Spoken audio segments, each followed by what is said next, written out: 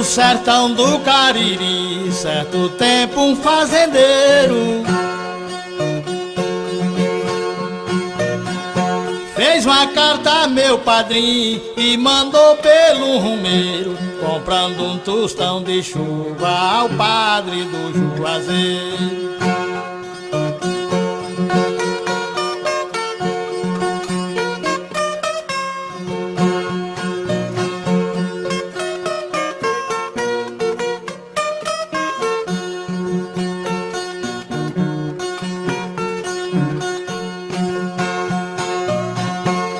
Dizia a carta citada, seu padre Cícero Romão: